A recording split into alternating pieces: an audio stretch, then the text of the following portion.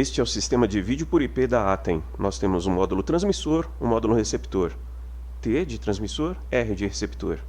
Com esse sistema nós podemos enviar vídeo por IP através de uma infraestrutura de rede IP com bastante tranquilidade.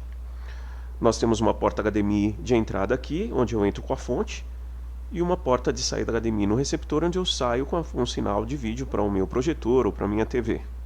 Nós temos uma porta LAN aqui no transmissor e duas portas LAN aqui no receptor.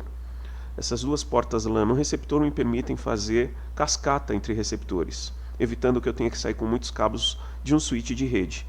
A alimentação de ambos é DC 5 volts, a fonte acompanha o produto, uma fonte igual a essa.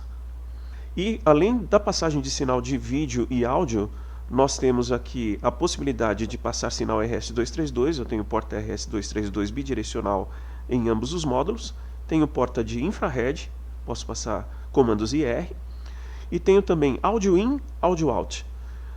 Aqui no caso seria um extrator de áudio no receptor, e aqui seria uma entrada de áudio auxiliar. Isso significa que, por exemplo, numa igreja, eu posso ter a filmagem com uma câmera que tenha microfone entrando aqui. Mas se eu não quero captar esse sinal de áudio na saída de vídeo aqui, então eu posso comandar o sistema para que ele exclua o áudio que está entrando aqui nessa porta e aceite apenas o áudio que vem, por exemplo, de uma mesa de som.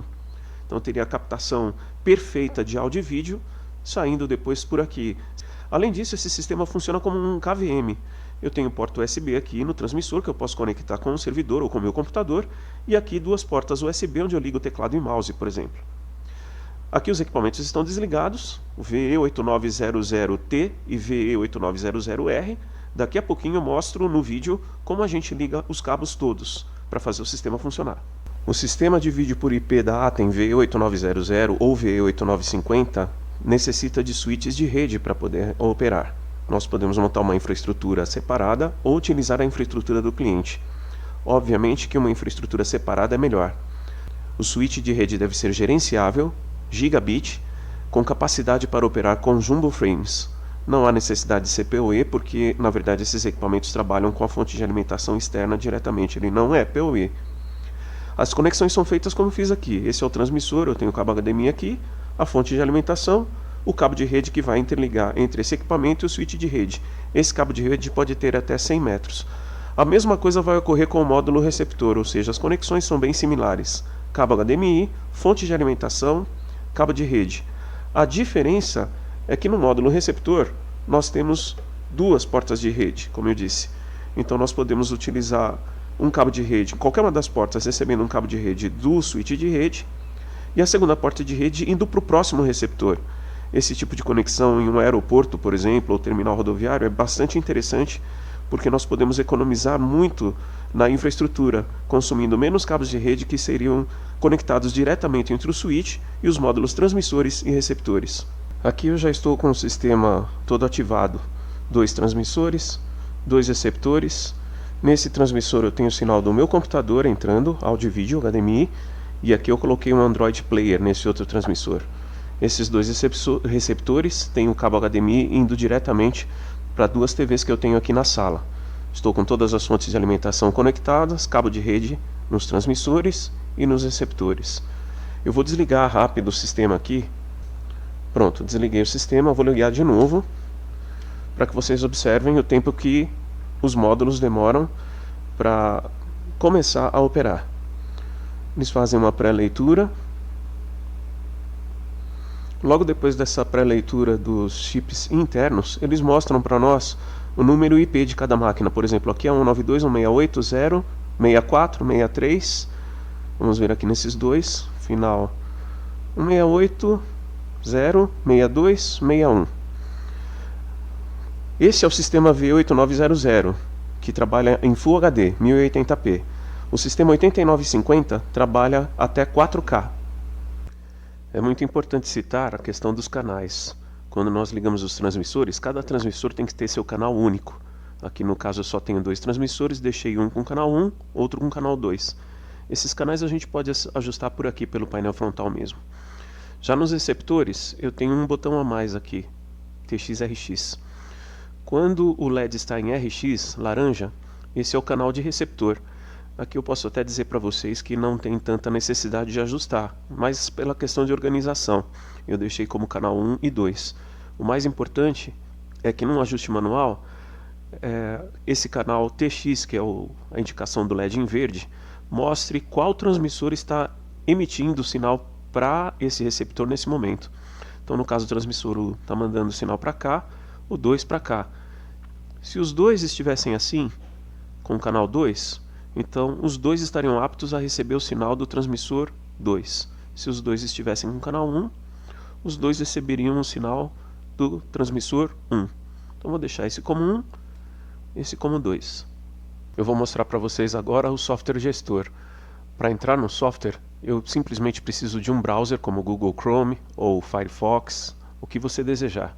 Estando na mesma rede dos meus módulos transmissores ou receptores, que aqui no caso seria 192.168.0, eu posso entrar na configuração. Eu seleciono um dos módulos, pode ser qualquer transmissor ou receptor, não importa a quantidade que eu tenha. Simplesmente digito o IP dele. Então vou começar de novo aqui com uma tela vazia. 192.168.0.61. E aí ele abre esse software gestor. Nós temos dois níveis, que seria administrador ou usuário básico. O usuário básico é para quem vai operar o sistema no dia a dia. Administrador seria para o integrador de sistemas, a pessoa que faz a instalação do sistema. Então, obviamente que o usuário operador ou usuário básico não vai ter acesso a alguns parâmetros de configuração do sistema. Apenas seleção de cenas, troca de imagens, esse tipo de situação. Então eu tenho aqui administrador, vou colocar a senha de entrada. E aqui vocês já veem que eu tenho o receptor 1, o receptor 2, casando com o que vocês estão vendo na imagem ali. Então, nesse momento, se eu quiser ter a imagem do transmissor 2 nas duas telas, eu simplesmente clico aqui com o mouse e arrasto para a primeira tela. Veja lá que já mudou. Ele muda na hora, não há um tempo de mudança. É seamless switch, então muda na hora. A mesma coisa eu vou fazer agora para as duas telas, essa imagem. Isso. Agora, o que eu posso fazer é deixar um vídeo rodando.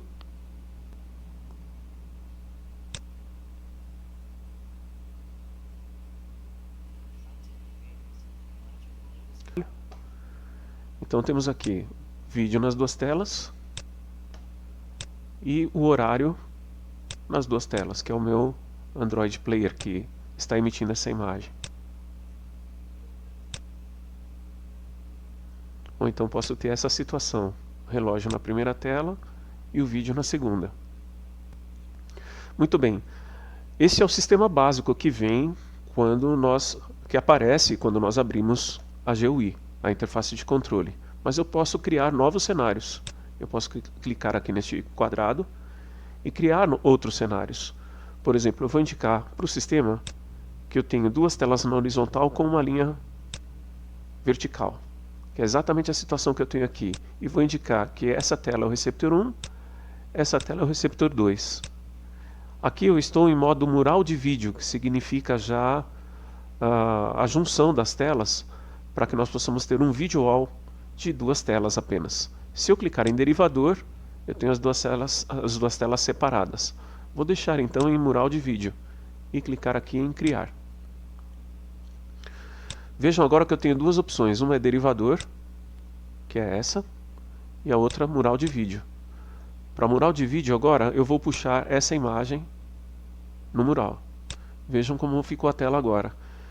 Pessoal, vejam que esse conteúdo não é apropriado para esse tipo de situação. Eu teria que ter um conteúdo que tivesse a resolução exata para uma tela nesse formato, com essas duas telas nas laterais, uma da outra. Nesse caso vocês percebem que a imagem ficou bem esticada. Vamos pegar o relógio agora. Já troquei, também a mesma situação. Se eu tivesse um mural de vídeo com 4 telas, com 8 telas, 9 telas, enfim, a configuração seria sempre a mesma. Eu posso entrar aqui e criar com quantas telas eu quiser o meu mural de vídeo. Aqui está 2x2, poderia colocar, por exemplo, 3x3. E clico aqui para confirmar. E indico os receptores que eu tenho em cada ponto desses. Notem que cada tela tem que ter um receptor atrás delas. Hoje, para o meu exemplo, eu só tenho 2 receptores e 2 transmissores. Então eu não tenho como exemplificar isso para vocês. Mas é importante lembrar disso. Cada tela tem que ter o seu próprio receptor. Eu poderia também criar murais de vídeo invertidos, com as telas ao contrário, nesse formato. Posso deixar as telas na vertical. Tá? Se eu sair daqui, nós podemos ter vários cenários. Eu criei mural de vídeo, criei um derivador, mas se eu tivesse mais telas, com mais opções aqui, eu poderia simplesmente clicar aqui, clicar em editar e clicar depois em personalizar e ir criando vários layouts aqui, mudando inclusive o nome dos layouts.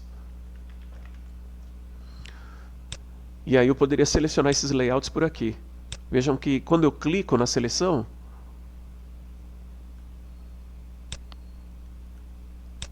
eu escolho a imagem depois.